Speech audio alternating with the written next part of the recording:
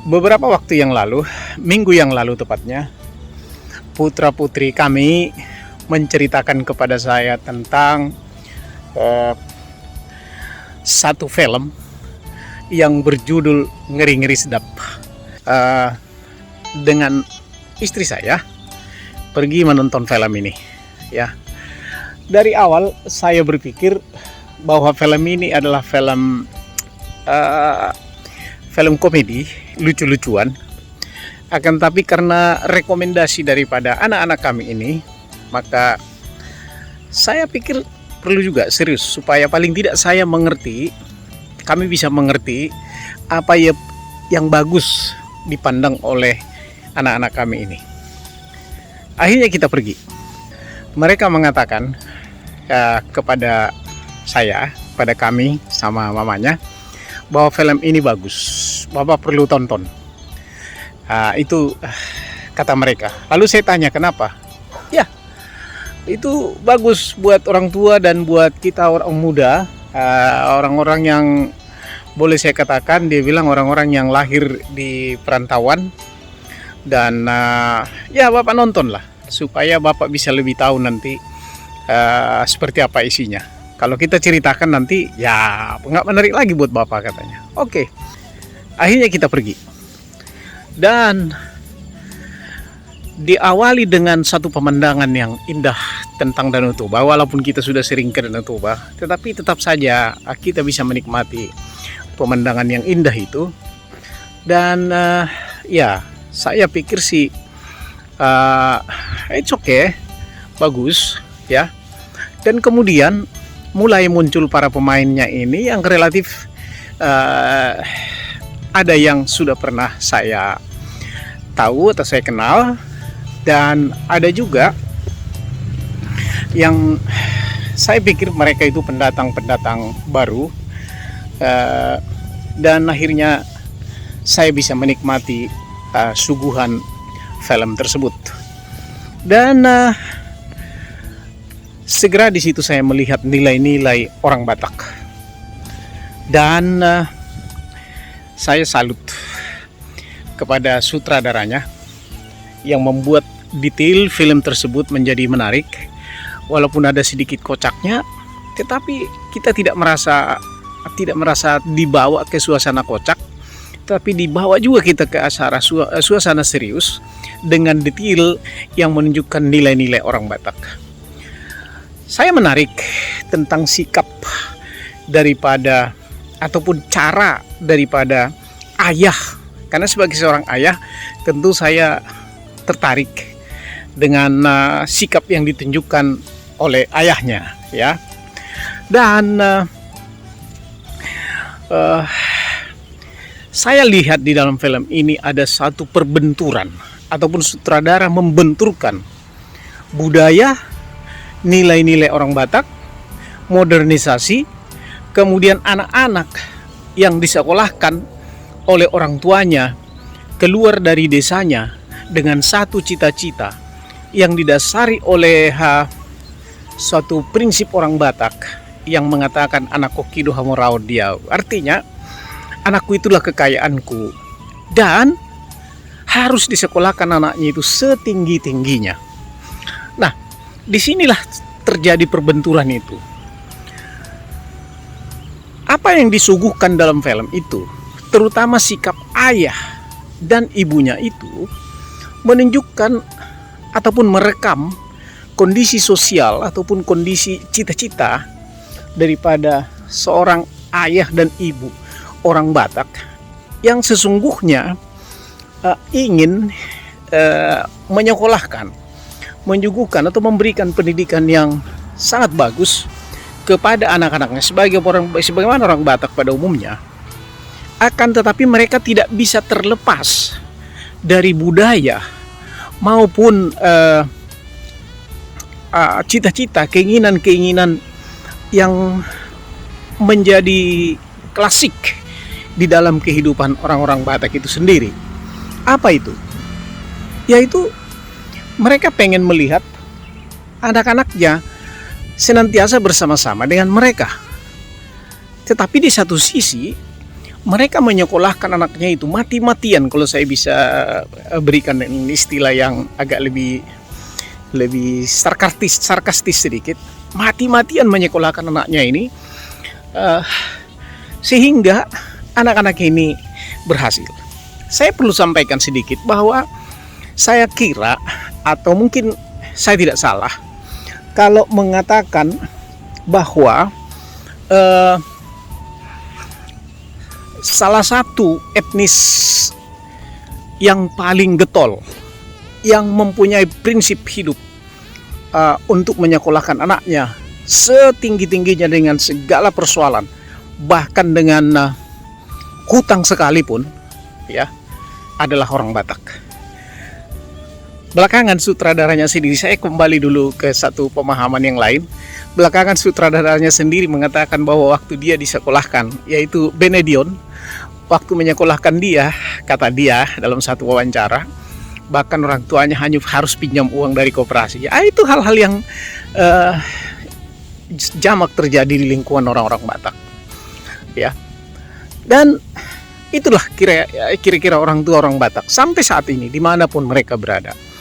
Nah, akan tetapi di sini kelihatan disuguhkan oleh sutradara bahwa ada satu pemahaman yang terlepas ataupun seperti tidak linear dengan cita-cita orang Batak itu sendiri dalam hal menyekolahkan anaknya. Apa itu? Pada umumnya orang tua orang Batak tidak siap untuk menerima kenyataan bahwa ketika anak itu disekolahkan menjadi lebih baik pendidikan dari segi pendidikannya, mungkin mereka berpendidikan di luar negeri, mungkin mereka berpendidikan bagus dalam negeri, dan akhirnya mereka berhasil secara finansial, secara sosial, dan lain-lainnya, maka orang tua orang Batak ini tidak siap, seperti tidak linear dengan hasil pendidikan tersebut. Kenapa? Karena pada umumnya orang Batak sering ataupun senang melihat anaknya berkumpul pulang kembali ke kampungnya. Saya sendiri seorang yang berasal dari satu desa yang disekolahkan oleh ayah saya dengan segala cita-cita mereka, dan akhirnya tinggal di ibu kota. Tetapi sifat-sifat mereka itu masih ada dalam diri saya. Mungkin karena saya sudah termasuk generasi tua, masih ada sifat itu dalam diri saya, yaitu masih pengen pulang ke kampung halaman dengan segala dengan segala biaya yang besar dan sebagainya, bahkan mungkin capek. Saya harus senang saya pulang ke kampung halaman. Nah, hal ini kelihatannya sudah berbeda dengan yang terjadi kepada anak-anak sekarang ini. Dan itu yang terjadi, ya, fakta yang sesungguhnya yang direkam oleh sutradara. Tidak siap menerima konsekuensi daripada pendidikan itu. Urusan menyekolahkan anak buat orang Batak adalah suatu prioritas yang utama. Sehingga pada umumnya sepanjang dia masih bisa menggerakkan badannya, menggerakkan kekuatannya, dia akan berusaha untuk menyekolahkan anaknya. Itu udah pasti buat orang Batak, tidak dapat diragukan lagi itu, ya. Nah, itu sebabnya dalam pertemuan-pertemuan orang Batak misalnya, kalau mereka bertemu, temannya akan bertanya, berapa anaknya? Dia bilang misalnya 4. Yang pertama ditanya, udah di mana semua sekolah? Coba, kenapa? Karena memang prioritas hidup mereka itu untuk sekolahkan anak-anak itu. Jadi boleh saya katakan, pada umumnya orang Batak, pada umumnya ya, bahkan pada khususnya, bahkan umumnya orang Batak secara keseluruhan lah, boleh saya katakan, buat mereka tidak punya uang itu bukan sesuatu masalah besar. Tetapi yang masalah besar adalah apabila anak-anaknya di depannya tidak sekolah. Dan ini yang terjadi, dan inilah yang direkam dengan sangat baik oleh sutradaranya.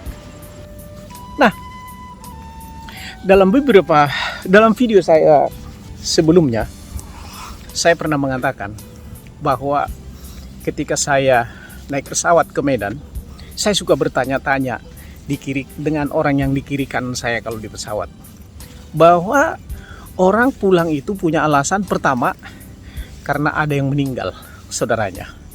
Kedua, karena ada sengketa lahan, misalnya batas-batas tanah mereka.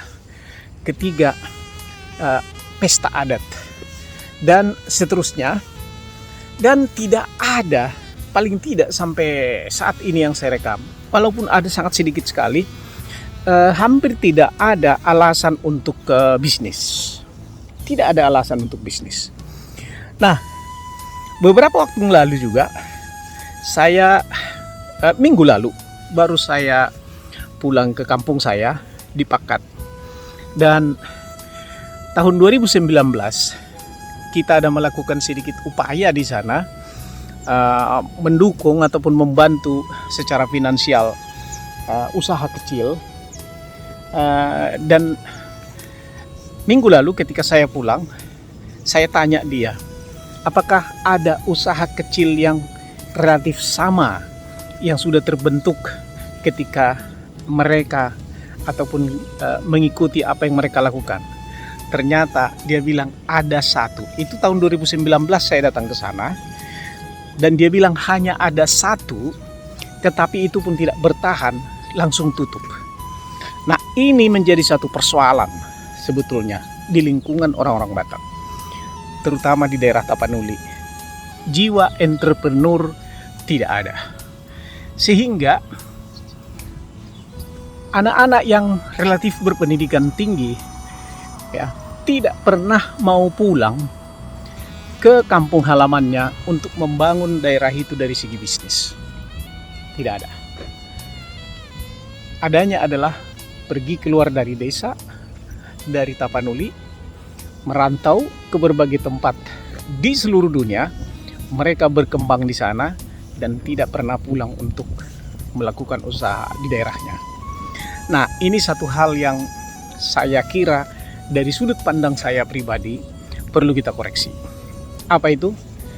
Bersiaplah kepada orang Batak, pada kawan-kawan, bersiaplah untuk menerima konsekuensi atau dampak daripada pendidikan yang bagus kepada anak itu, bahwa mereka akan segera meninggalkan kita.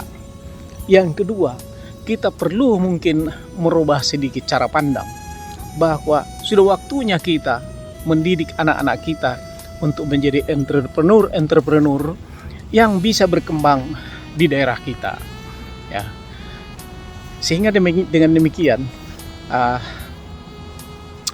akan ada sedikit perubahan mungkin di daerah kita nanti, di wilayah Tapanuli Utara khususnya.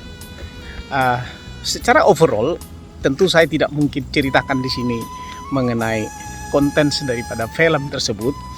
Tetapi saya mau sarankan, saya bukan seorang yang sangat senang nonton film. Tetapi buat saya ingin menyarankan Anda, khususnya orang-orang Batak, ya. Dan selain orang Batak juga, ya, film ini perlu ditonton. Wajar dan berharga untuk ditonton. Paling tidak untuk memberikan perspektif kepada kita. Bahkan saya menyarankan Anda perlu suruh anak-anak Anda untuk menonton film itu, supaya dilihat, supaya boleh terekam kira-kira seperti apa harapan orang tua, lalu seperti apa yang dilakukan anak-anak, dan happy endingnya saya melihat bahwa ada perubahan sikap di dalam diri anak-anaknya dan di dalam diri ayahnya terutama, ya, dan ibunya, ya. Film ini penuh drama, ya, drama yang luar biasa yang menurut saya ya wajar juga masuk di akal. Dan di situ juga disuguhkan pentingnya nilai-nilai hidup orang Batak itu, nilai-nilai adat, nilai-nilai pendidikan, dan harapan-harapan dari orang tua. Oke, saya ucapkan selamat kepada sutradaranya, Benedion, dan semua pemain, dan mudah-mudahan semua kita bisa mengambil hikmahnya, dan anak-anak terutama bisa mengambil pelajaran yang baik dari tempat ini. Oke, thank you. Lanjut olahraga.